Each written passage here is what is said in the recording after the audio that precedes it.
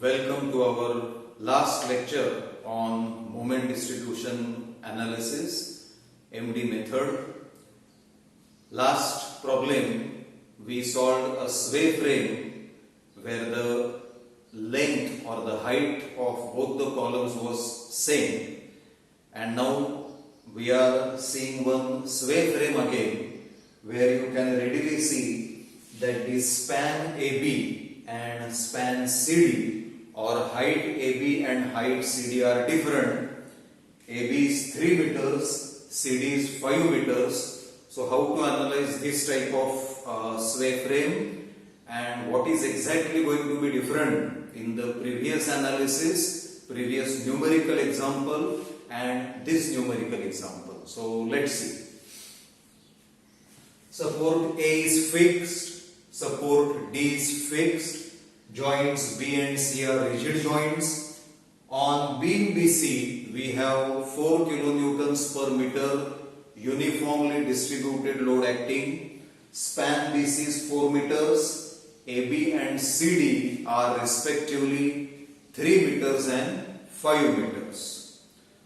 We are imagining that there is going to be a sway of delta towards right, that is C prime is supposed to be rightwards delta. Same is the amount B prime because the beam BC is assumed to be inextensible.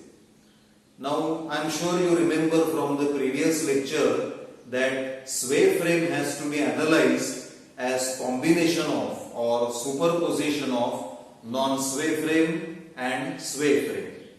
So that is what I am showing. This given problem or given configuration is equal to, observe this first diagram where I am restraining the sway. I am providing a support, a hinge support C, which is not allowing translation but which is allowing rotation for joint C and of course for joint B.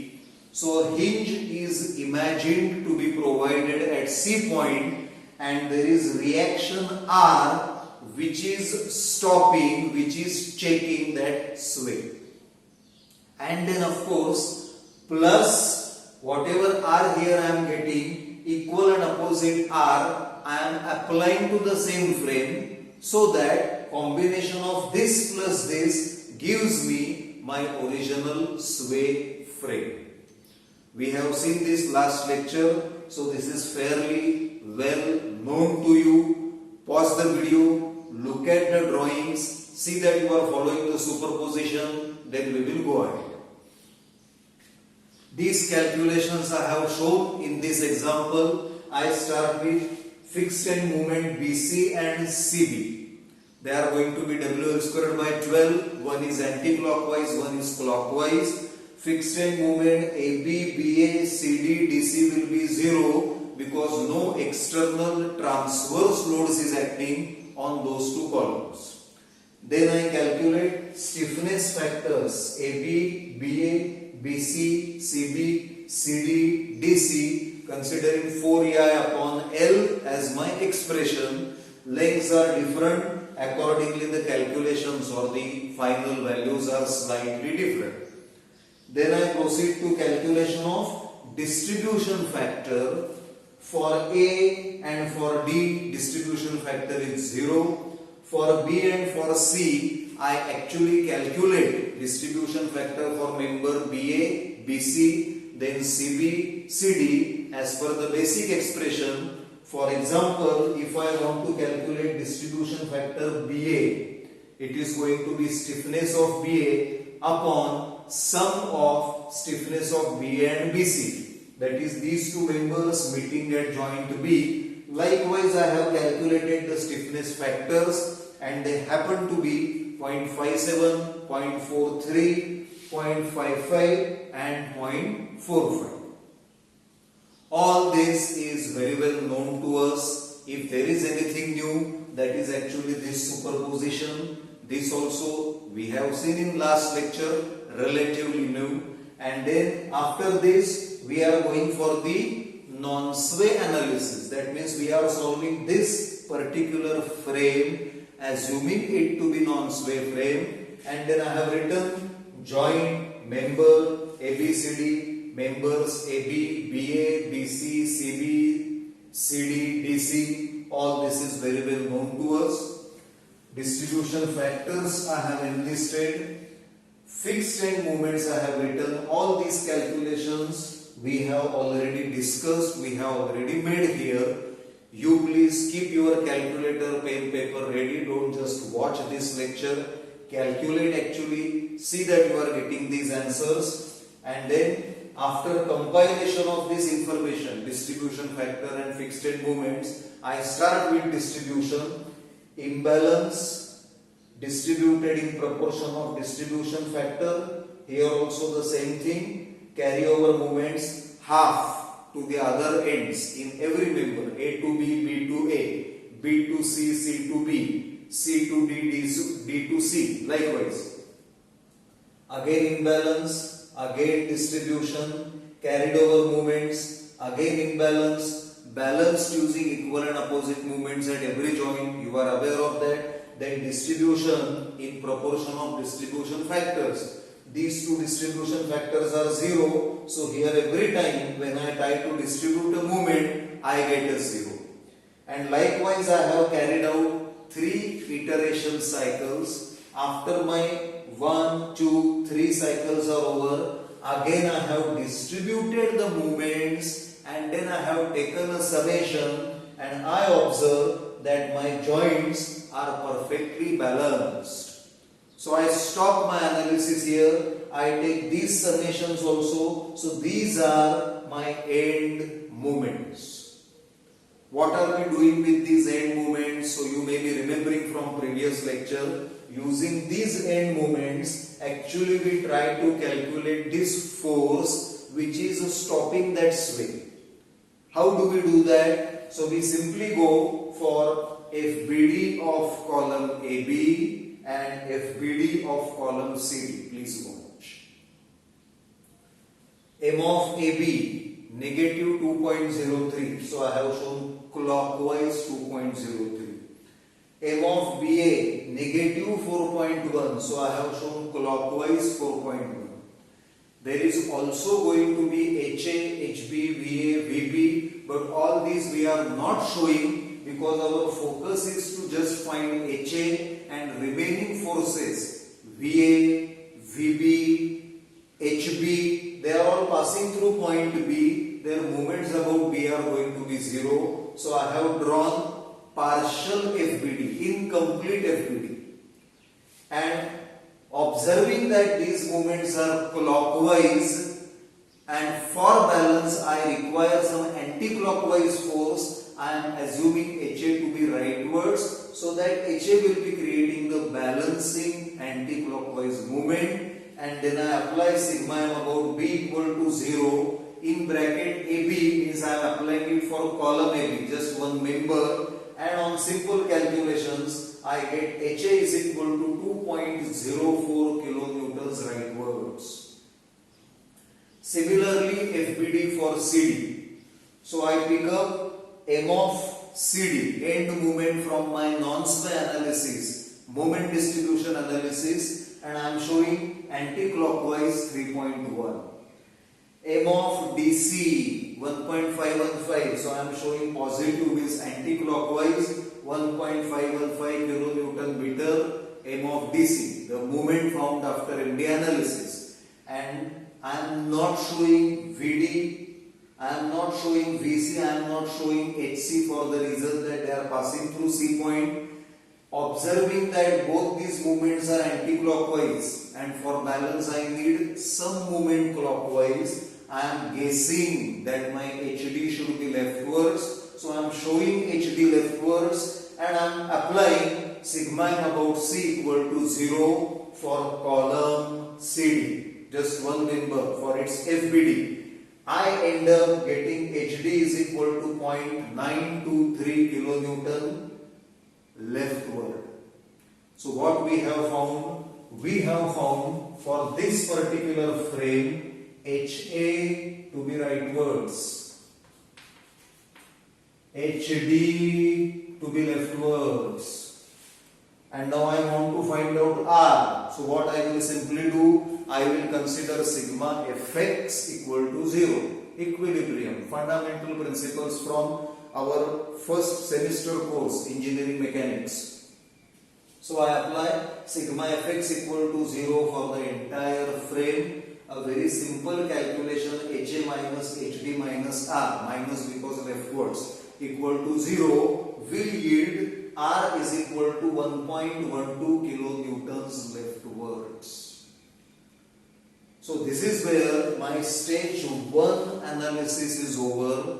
Original sway frame in first stage imagined to be a non-sway frame. Then how much force can convert this frame into non-sway frame? That is my R, and that magnitude we have found to be equal to 1.12 kilonewtons. Now in second stage, I am going to apply equal and opposite force here, that is 1.12 kilonewtons rightwards. So let me write its value here, 1.12 kilonewtons rightwards R I am applying. This R is supposed to produce this delta so that my compilation of two drawings will give me my original sway frame. However, because of the complete configuration, because the members are all connected to each other, I have no direct relation of finding this R and connecting this R to this delta. If this delta were found, I might have been able to find end moments also, but that is not possible directly. So then what is our concept? What is our methodology? We just shelve this case for a couple of minutes. We just keep this aside. Okay, R is found to be 1.12 kilonewtons. Great. Just keep at the back of your mind this information. Just forget this case and let us think of the same frame with an arbitrary R prime, presumably different from 1.12 kilonewtons, a different R prime, theoretical, arbitrary. So let us say that to the same frame, I am applying an arbitrary R prime which is creating arbitrary delta prime, probably different from original delta, doesn't matter. And then because of that, because when I apply this R prime and there is delta, and also we are imagining that joints B and C are no more rotating. Rotation of joints we have already covered here. We did not allow translation here. See, try to understand.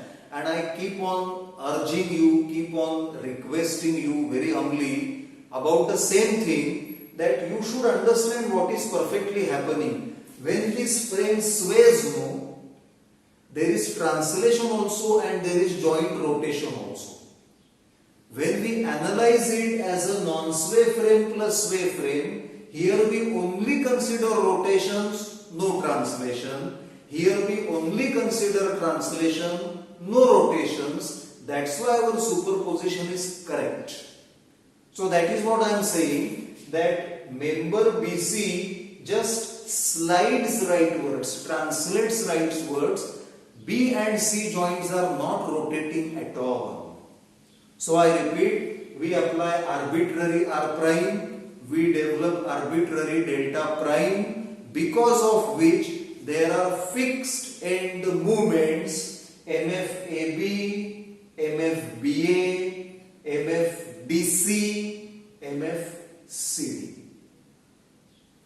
Now you may be remembering that in last lecture, all these four movements AB, BA, CD, DC, we had assumed to be same as 10 kilonewton meters. Why that was possible? Because both these columns had same lengths, same spans, same moduli of elasticity which is usually there, and same moments of inertia, even the I, capital I, were same. So that is why we had assumed this equal to this equal to this equal to this is equal to some arbitrary value, say 10 kilonewton meter. But now I cannot do this because my columns are having different spans, different lengths. Why I cannot do it? Because if you remember, this moment is 6 EI upon L square into delta prime. Delta prime is my deflection, my translation. So L square factor is there in the denominator. So if L is different here and L is different here, I cannot say that both the moments are going to be equal, because 6 EI upon L square into delta prime expression, calculation will be different for column AB and different for column CB. So then what we are doing? No big deal. This is not a great difficulty at all. Just see what we are doing. I am saying fixed end moment AB is equal to fixed end moment BA. These two, they are of course going to be equal and of the same sense also. Equal in magnitude, equal in sense, is equal to 10 kilonewton meter anti-clockwise, say. Assume, I do not know what is the actual value, because I don't know how much is this and how much is this. So let's say they are 10 kilonewton meter. Then it is possible for me to find out these values if I assume these to be 10, because delta prime is same for entire frame. For point B also and point C also, delta prime is same because beam BC is inextensible. Its length is not changing. So then what am I doing?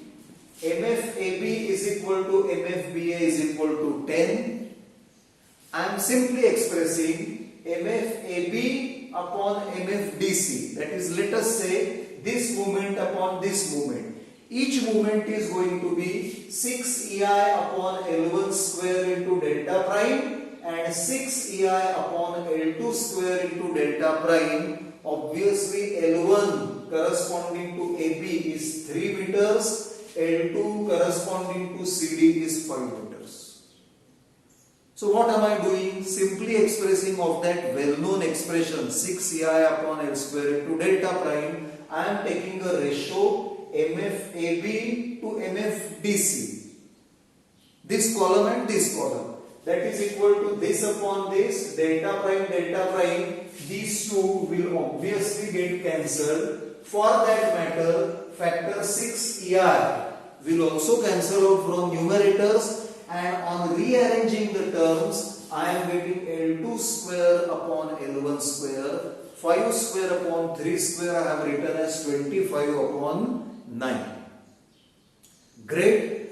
If I take this term on RHS and if I turn this term on LHS, I am getting MFDC. This fixed end moment, same as MFCD obviously, because these two moments are going to be equal, is equal to this term on LHS expressed as reciprocal. So I am writing 9 by 25 MFAB as it is. MFAB we are assuming to be 10. Then in that proportion, arbitrary only, imaginary only, in assumption only, but in proportion, because there is a fixed proportion of 3:5 in the given column lengths. So in the same proportion, my M of DC and MFCD, they turn out to be 3.6 kilonewton meter. So this is the only difference in our previous problem and this problem. Rest complete methodology is same. Sway frame imagined as superposition of non-sway frame and sway frame. This is same. Non-sway analysis gives me the value for R. This reaction. So equal and opposite R I apply. But I am not able to go ahead with it right now. Later on, yes, but not right now. So I start with arbitrary R prime, arbitrary delta, and for that matter, arbitrary these moments. Had these column lengths been equal, all the moments would be equal. And of course, I should also be equal. Second moment of area. These two columns have different lengths, so these moments generated will always bear a fixed ratio. And that we are observing here, 25 by 9. and using that ratio, if I assume these to be 10, I have to assume these to be 3.6 kilonewton meter. Great. Once these moments are known to me, fixed end moments due to sway, arbitrary, I start with the second stage moment distribution table, joint, member, distribution factor, fixed end moments. This part is same. Distribution factors are going to be same. We are solving same frame. Fixed end moments are different because these fixed end moments were due to span loads. These fixed end moments are due to sway. That is superposition. So write fixed end moments, distribute them, carry them over to the other ends. Again observe the imbalance, apply balancing moment, distribute, so on and so forth. I do the 3 cycles, then I again distribute the moments, I take summations, I find that there is acceptable error. In the sense, this is 4.56, this is minus 4.58, hardly a difference of 0.02, which is okay. This is minus 2.9, this is plus 2.9, so great, no issues. So I say that my analysis of moment distribution is over and I have actually calculated the moments generated AB, BA, BC, CB, CD, DC due to sway alone. Now what is going to be the next step? I have the end moments. Using these end moments, am I able to find this R prime? Very certainly. I will draw FBD of column AB. These values I am copying here simply. I am guessing my HA to be leftwards. I am applying sigma m about B equal to 0 for column AB. I am getting HA. That is, I am getting this answer HA to be equal to 3.96 kilonewtons. Next I am drawing FBD of column CD. I am showing these two anti-clockwise movements. Again I am guessing my HD to be leftwards so as to create balancing clockwise movement. I am applying sigma m about C equal to 0 for column CD and I am getting HD is equal to 1.224 kilonewtons leftwards. That is, I have found this particular factor.